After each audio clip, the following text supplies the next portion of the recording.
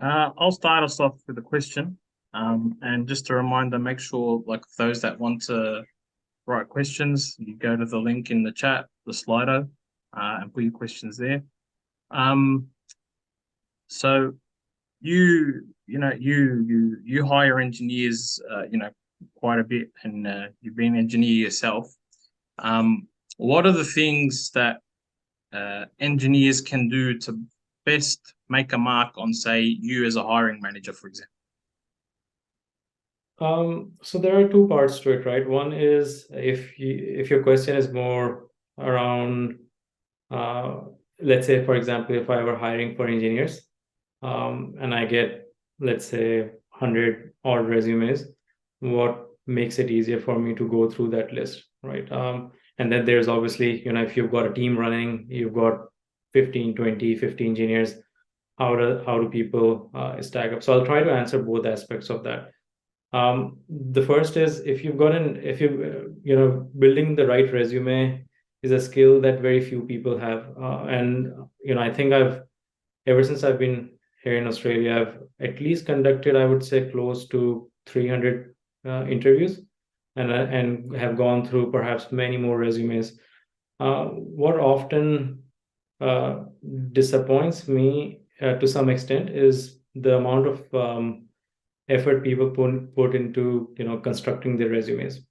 I feel I regularly update my resume. It doesn't matter if I'm happy with my job, not happy with my job. I'll probably do a review once every 2 months, for example. And just basically, I've got a Git repo. I'll just kind of keep on updating my resume and then just pushing it to the Git repo so that I maintain the versions as well. There are often times where I kind of lose track of what changes I've previously had. And I've figured that people at times don't even do a basic spell check on their resumes. There is nothing more that turns off a potential hiring manager than to look at a resume with inappropriate spellings or with less than concise data about an individual. So there's something I call a 10-second test, right? It's very it's a concept that you can actually leverage when you're building a web page, for example, or a website. When as a user, when you open up a website, it would take you less than 10 seconds to make an assessment of whether you want to stay on that website for long, right? And if you don't have the data that you're trying to look for, you'll move on to the next page or next website. It's a concept that works very well with Google as well. And when I say Google now, I feel like it's pretty outdated with Chat GPT coming onto the horizon. But there was a common saying that if you want to hide a dead body, page two of Google is the best place, right? Because no one actually goes there. So you've got page one, people spend 10 seconds there looking at what they want. If they don't find it, they'll reconfigure their search statements. So if and the same is true for your resume. If a hiring manager is looking at 100 resumes and they can't figure out what works for them, or if the candidate has got the most important, unique selling point at the top of their resume, they're going to put that away, unfortunately. Um, it's something that I've noticed some of the recruiters do as well. And recruiters generally aren't really, they don't have the right insights for most of the recruiters, at least that I've met. They don't have the right kind of insights into what the technology, um, you know, technology domain is like. So what they'll do is a basic, search for keywords across a resume and then figure out, hey, this person's probably the right for this role because the keywords actually match up without actually understanding the content. But again, coming back to the individual and a hiring manager, you've got to have that best thing that represents you right at the top. Now, I struggled with this a lot, right? When I came in to Australia, it took me 3 months to land my first job. And that was after I had 8 years of, manager experience back in Pakistan. And I looked at a lot of resumes across the board. And there was this one, classmate of mine who came up came to Australia around the same time, and he landed a job immediately. He got a couple of offers actually within his first week.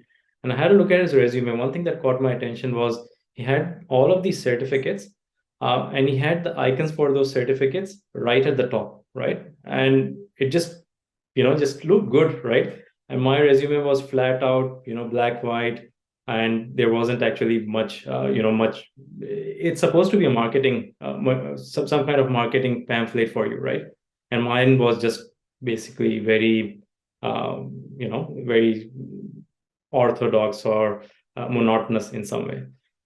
So what I did was, and I had like, I think 4 or 5 certifications, which I used to put right at the bottom, thinking that, all right, if people are interested, they're going to have a look at it.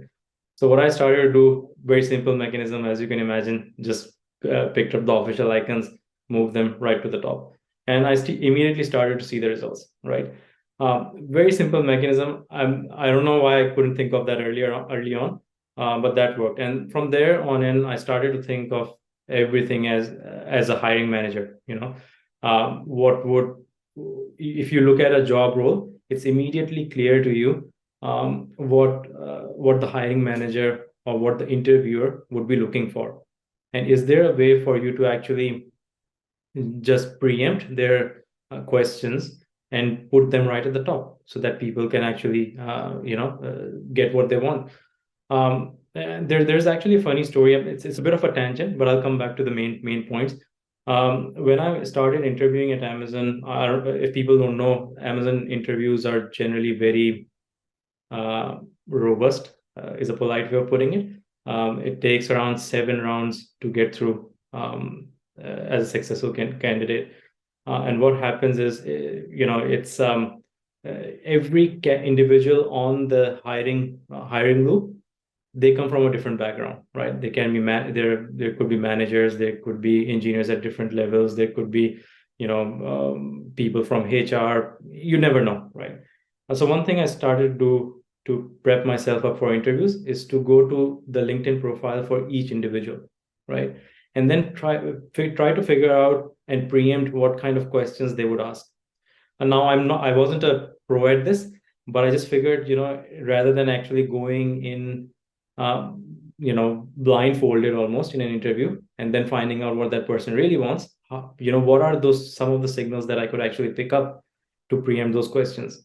And I think that's probably one of the reasons I actually succeeded in clearing those interviews, because I could, looking at people's profile, I still remember, there was one manager who interviewed me, and I immediately knew that, his expertise was more around setting up teams, people management, agile methodologies. That is something that was, really almost my superpower in a way, right? So I knew that I could easily ace that. And I started off that conversation trying to focus on those points. Then there was, one networking manager or networking engineer who was interviewing me, and networking isn't my area of expertise at all.